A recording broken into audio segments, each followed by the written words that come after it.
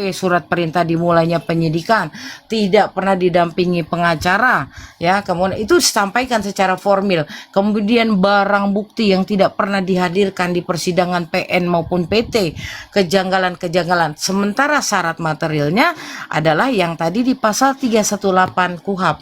Yang pertama itu adalah mengenai apa tadi ya? Mengenai novum. Novum itu bisa saja surat bentuknya, harus surat ini. Kemudian keadaan baru apa? Misalnya tetibanya ada saksi yang tidak pernah dihadirkan di PN datang.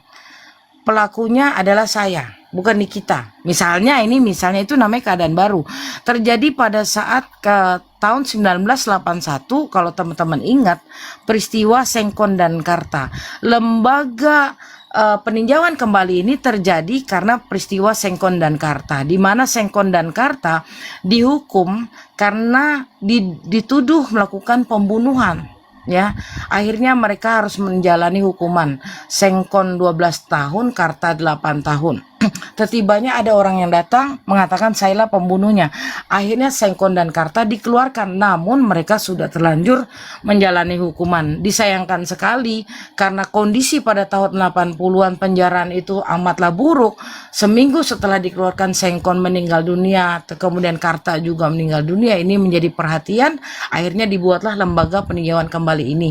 Agar apa? Agar si terpidana walaupun sudah ingkrah putusannya tetap mendapatkan hak privilege-nya dia membela dirinya di peninjauan kembali.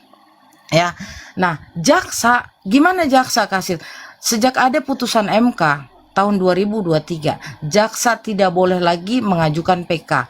Dan fungsi jaksa itu sudah selesai. Fungsi penyidik, fungsi jaksa itu sudah selesai. Mereka tidak punya kewenangan lagi di PK. Andaikan si jaksa dihadirkan diundang hanya untuk menjelaskan kronologi peristiwa di sisinya, di ceritanya melalui putusan PN, putusan PT, dan putusan kasasi. Jaksa tidak punya lagi hak untuk berbicara mengenai alat bukti yang kita bawa.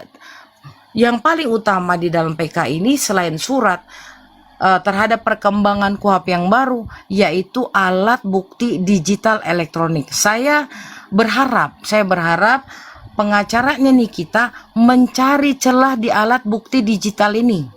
Ini paling penting. Untuk apa?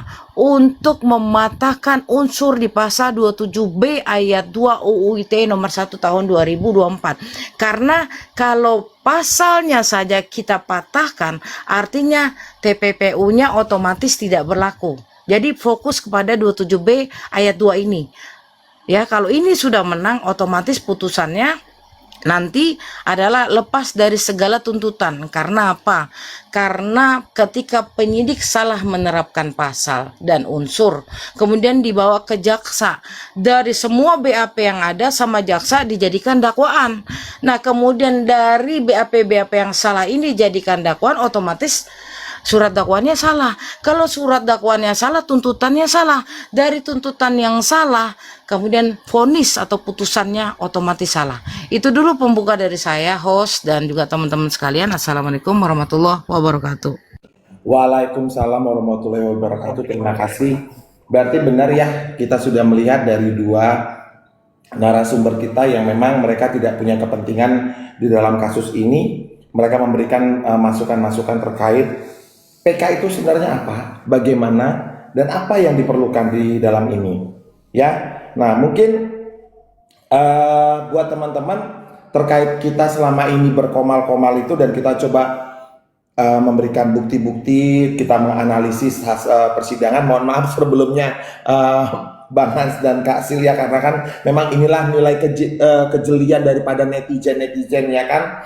Nah, kami bisa mengulik ada beberapa hal. Yang pertama adalah di dalam pemutusan hukuman 4 tahun penjara itu, denda 1 miliar itu pada saat itu adalah dikarenakan adanya pemindahan uang. Oke. Di dalam pemindahan uang ini kita berbicara TPPU-nya. Iya, kalau nggak salah itu ya. Apa itu di kasasi ya? Dibanding ya itu ya. Nah, sekarang aku boleh bertanya nggak dengan kasus ini dulu, satu biji ini. pemutusan bahwasannya naik menjadi 6 tahun dengan denda 2 miliar ya kalau nggak salah ya. Nah, pertanyaanku kembali, pemindahan uang di dalam kasus ini jelas terpampang nyata dan jelas terlihat kita yang memindahkan uang siapa? Yang memindahkan uang adalah pelapor, ya kan? Pelapor melakukan pemindahan uang, di mana pada saat itu yang mengirimkan uang ke PT Bumi Wasesa itu adalah pelapor. Yang melakukan pemberian uang ke Mail adalah pelapor. Itu yang harus kita pahami. Kemudian dia dikatakan bahwasanya ini atas dasar kesepakatan bersama antara Nikita Mirzani dengan pelapor. Berarti unsur kesepakatan ada dan mereka melakukan, di mana juga unsur kesepakatan itu terbentuk dengan adanya negosiasi, ya, yang tadinya negosiasi yang cukup alot antara 5 miliar menjadi 4 miliar. Dan di saat di end negosiasi tersebut, apabila tahun depan boleh datang lagi untuk memperpanjang atau mengulangi lagi. Nah, sekarang saya tanya kembali buat Kasil atau Bang Hans, apakah ketika kita menyebut dalam konteks pemerasan, apakah yang aktif seharusnya adalah pemerasnya atau yang akan diperas?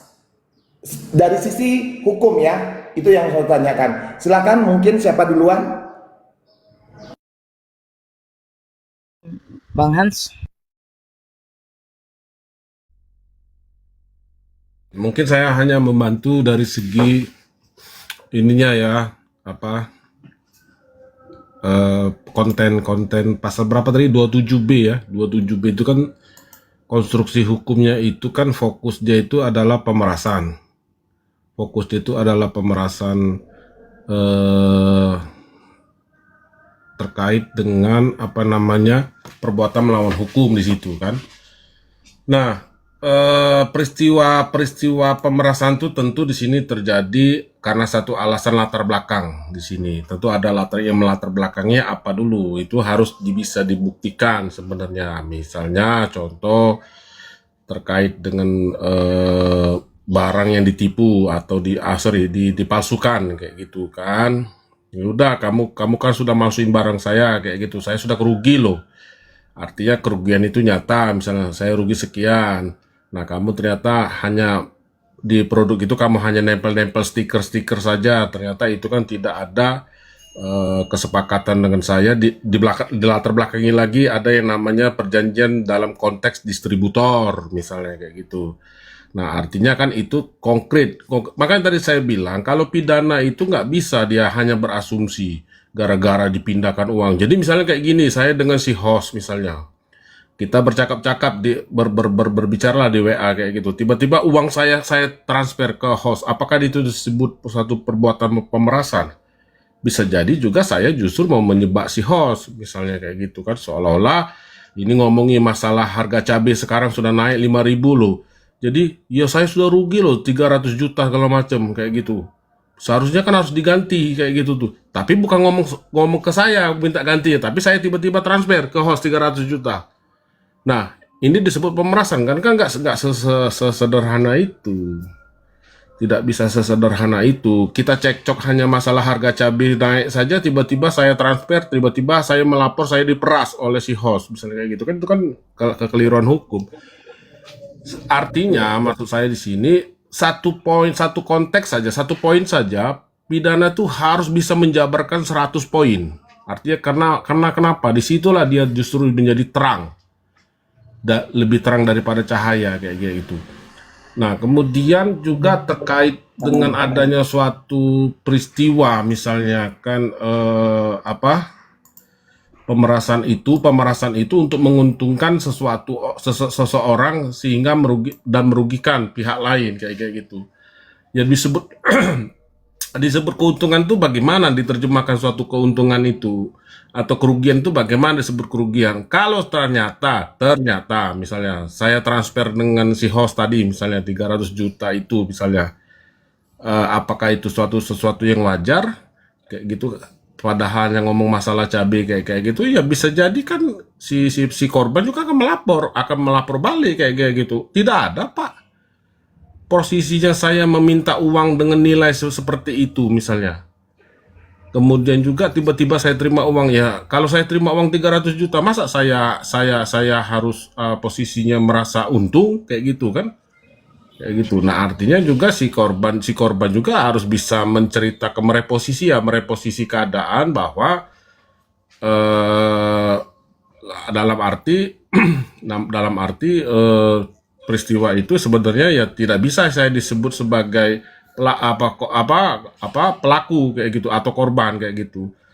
Nah, jadi harus intinya gini loh, host, sesuatu pidana itu tidak bisa asumsi kayak gitu tuh. Gara-gara berpindah uang, tiba-tiba itu disebut satu pemerasan. Apalagi itu kan melalui PT ya, ke PT ya. Tadi sempat disinggung Ya, oleh host tadi, ya ke Bang, PT benar. kayak gitu. Ya, Nah, PT itu kan tentu jadi posisinya dalam hal apa kapasitasnya dengan PT itu harus dikejar lagi itu, dikejar lagi. Nah, PT itu juga harus berbicara dong. Saya nggak tahu ya pokok perkaranya. Apakah PT yang menerima uang itu sudah memberikan satu keterangan pasti bahwa dia kapasitasnya bla bla bla bla bla bla bla bla kayak gitu. Nah, aku sudah nggak Bang, di tahu kok pokok persidangan sudah. perkaranya. Di persidangan Paling itu sudah. dulu ya. Ya, siap Bang. Terima kasih. Eh Awing, jadikan aku moderator karena ini kayaknya mulai ada pengacau-pengacau yang masuk. Kita tidak fokus jadinya, ya. Nah, tolong kamu bahas tuh ada yang namanya nyonya besar ya, karena kebesaran kepalanya jadi sangat mengatur-ngatur orang di sini ya. Maaf nyonya besar ya. Ya, kami tidak cari huru-hara, kami di sini cari bagaimana sih caranya untuk menyelamatkan atau memberikan bantuan secara kami sebagai netizen itu kepada Nikita Mirjani. Mohon Awin, bisa Awin? Halo, Ya, halo. Papi sudah.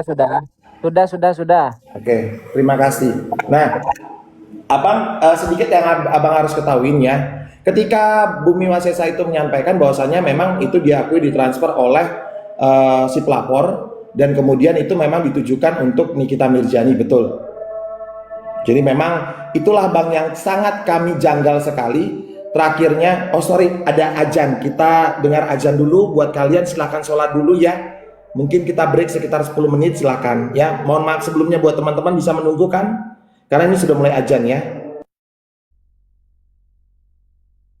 Siap.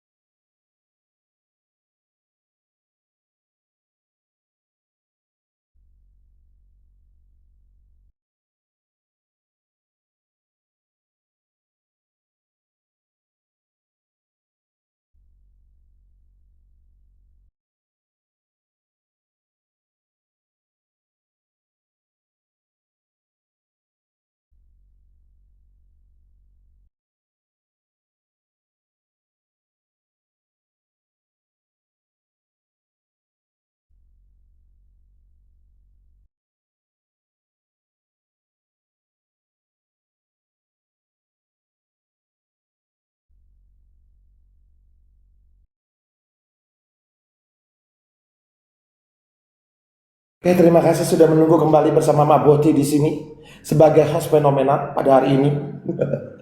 Ya, terima kasih kembali ya buat kita-kita semua. Eh, Komal ini dibentuk atas dasar memang kita pengen menyuarakan kembali kejanggalan-kejanggalan yang ada di dalam persidangan. Jadi terkait tadi Bang, PT Bumi Wasesa itu pernah menjadi saksi di persidangan Nikita Mirjani dan mereka menyatakan bahwa transferan uang itu diterima dari pelapor dan itu ditujukan untuk Nikita Mirjani sebagai pembayaran rumah. Itu katanya mereka. Terus kemudian uang itu 2 miliar. 2 miliar berikutnya diberikan secara cash kepada Mail dengan kesepakatan penentuan tempat dan waktu itu dari sang pelapor sendiri. Jadi memang kenapa saya konsentrasinya begitu, karena di dalam kasasi kemarin itu bahwasanya difokuskan hanya bahwasanya adanya aliran dana. Jadi yang dimaksud mereka adalah TPPU-nya, sehingga ditambah dua terhadap rumah masuk. Oh ya. Dilakukan itu untuk rumah Bang. Pada saat itu di Bumi Wasesa sebagai salah satu developer dari rumah yang dibeli oleh Nikita Mirjani. Nah, kemudian diberikan secara langsung atas kesepakatan bersama pemberian tempatnya di mana, waktunya kapan, itu 2 miliar kemudian. Nah, di dalam pengadilan tersebut pun uang 2 miliar ini tidak ditunjukkan padahal sudah ditarik dari PT Bumi Wasesa sebesar 2 miliar dan itu sekitar kalau nggak salah 3,6 miliar sudah ditarik tapi tidak ditunjukkan bahwasanya itu di dalam persidangan. Nah, yang kami maksud di sini pada saat ini semua orang menyatakan bahwa Nikita Mirjani terkait adanya aliran dana ini dianggap sebagai TPPU, tindak pidana pencucian uang. Seperti yang kita ketahui, kami sebagai orang awam mengetahui bahwasanya unsur TPPU itu ada beberapa unsur, di mana salah satunya adalah penyamaran uang yang telah diterima dari hasil kejahatan. Nah, sementara yang melakukan transfer, yang memberikan kesepakatan bersama dalam penentuan jumlahnya pun itu adalah pelapor. Dan yang mencari Nikita Mirjani adalah pelapor juga. Di dalam yang begitu aktif mencari Nikita Mirjani. Yang menjadi patokan sekarang di sini Bang, terkait TPPU, apakah pemberi dan penerima itu wajib menerima hukuman? Itu saja Bang. Silakan Bang. Ya, kalau saya mengomentari soal asas atau prinsip daripada TPPU, artinya kan saya mengomentari situ perbuatan predikat crime, artinya perbuatan itu sudah terbukti dulu. Misalnya gini loh, si A itu melakukan bisnis narkoba misalnya. Nah, kemudian dari hasil bisnis narkoba itu dia membeli satu barang. Nah, barang itu misalnya apartemen. Nah, apartemennya itu hasil TPPU.